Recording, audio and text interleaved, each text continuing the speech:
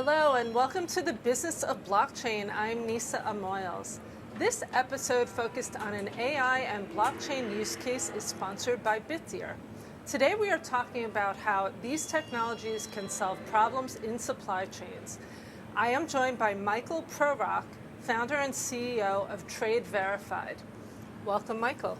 Thank you for having me. Sure. So let's start with the basics. What's a supply chain and what is TradeVerifyd?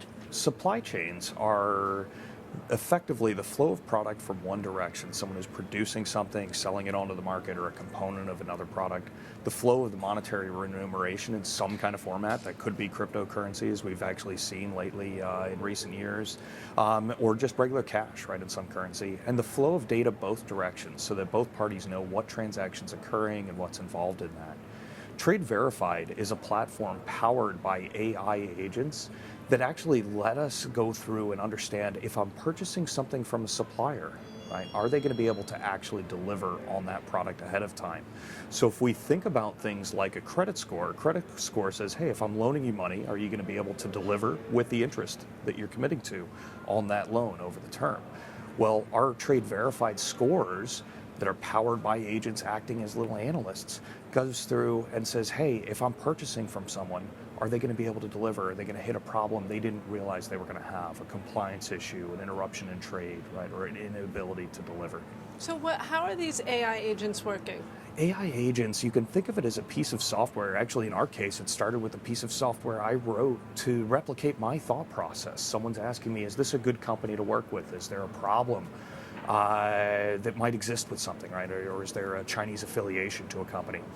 And so what our agents do, it's a piece of software that takes that entire research process and starts with just whatever information's available, a company name, a jurisdiction, maybe a product, and then goes and researches and pulls together and analyzes all of the data and finds the areas where it doesn't know something and then creates copies of itself to go out and go research those areas and bring in a complete knowledge picture. So you can imagine, because this is software, we can roll out thousands and thousands of these in parallel and effectively replicate and expand out huge portions of data analyst teams that are being required right now to look at supply chain data. Interesting. So how does that impact the U.S. in cost savings? Oh, it's huge from that standpoint, right? When we look not just at the AI agent side, we see 7x headcount reductions at the companies we work with, oftentimes in the first 30 days. Now, this doesn't mean those jobs are eliminated.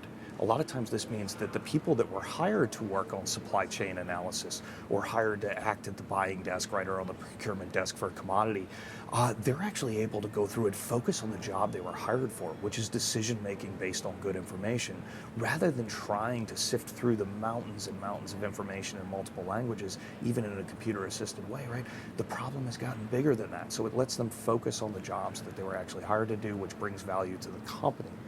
Now, for us, from a U.S. standpoint, for the way we built our system out, it's tightly enabled with U.S. customs modernization. So the forward-looking aspects of how do we move away from paper and into actual digital trade, where we know what parties are involved in the supply chain, who they are, what data they said when, all of those pieces are really important. And ideally, we want to get that data as early as possible in the system. So when we look from a U.S. impact side, literally this can impact every single import coming into the U.S. in a positive way. Gives us the ability to act with confidence on that information, gives us the ability to collect tariffs or identify what kind of duties might be involved, as well as to go through and do things like identify when a problematic actor might be involved in a shipment that we need to stop. Oh, there was Chinese forced labor, or we used some sanctioned material, right, that was dumped onto the market. Okay, and how does blockchain factor in here? Because FedEx, Walmart, all these big companies are using that in supply chain. Yeah, blockchain's a really fascinating thing, right? I think initially as blockchains were coming onto the market, people tended to look at that as a cool technology in search of like actual problems it could go fix and value it could deliver. There are certain areas, though, where blockchains have very high degree of value, which is especially in establishing what transaction happened before another transaction and in what order and who was involved in that. So if we think about supply chains, because so much of the data is regulatory in nature, we need to know what information arrived when in what order. So anytime our system takes a look at a piece of, a commercial invoice purchase order combo, right? And did we know a financial transaction around a product took place? We're able to go through and actually witness that using something that's backed by what's called a ledger, right? A type of blockchain. And so it acts effectively as a digital notary for that information. It lets us go through and say, yep, in a cryptographically provable way, we know that this information was received at a certain time from these parties involved, and no one can deny that that happened because we have a witness to that. Interesting. Okay. And you've said that 30% of food coming into the U.S. is getting tossed? Yeah, effectively, we see 30% of food trying to be imported into the U.S. is getting wasted in some capacity or another. And what's crazy about that is a lot of times when we, rolling back to the supply chain thing, right? Product one direction, currency the other, data both directions. It's because someone who needed to inspect and make sure that that package was going to be fine, right, was okay to bring in, didn't realize that they had the information ready to go through, didn't realize that shipment was available. Or the person trying to import it didn't know exactly what information they needed to bring. So standardizing around what data we're exchanging where turns out to be really, really important, and doing that in a way where everyone who needs to look at some product coming into the country, FDA, USDA, USCBP, all the various intelligence agencies, enabling that to happen in near real time where everyone has access to the data, actually a lot of times even now potentially having access to the data as soon as we know that shipment's going to leave somewhere.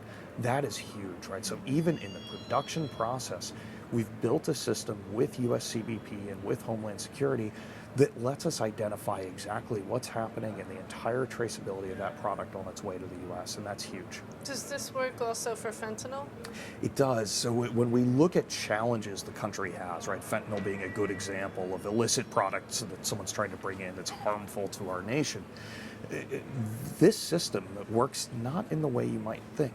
It works by giving a pathway for good actors who are transparent to go through and eliminate humans, right, from the processing of data. So it removes some of the bribery points that we've seen in the past, right, where supply chains can get corrupted. And it also goes through and gives a way to fast track shipments from people that we know are being transparent. I told you exactly when we even planted this item in the field, or when we brought the steel in to melt and pour to create a piece of rebar, right, to come into a building. It lets us go back to that level and provide that information proactively to the U.S. government. Well, that effectively creates a pool of trusted data. Right? And the reason for that is the moment someone lies, you can carve them out of that system, right? Because you can say, I know who it was. So things are changing fast. Yeah. What do you think the supply chain of the future looks like? When we talk about things changing fast, I don't think everyone that's not working in the tech world realizes exactly how fast we're talking.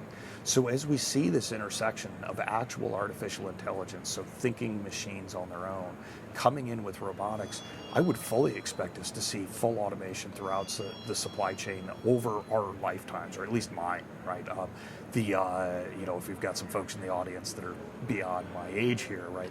We're looking at a space where things will move so quickly into literal, computer-controlled machines, creating the finished products, manufacturing the things needed, full automation at the ports and all the way out to the consumer shelves. And we'll be able to do that with confidence because we're able to get the transparency all the way through.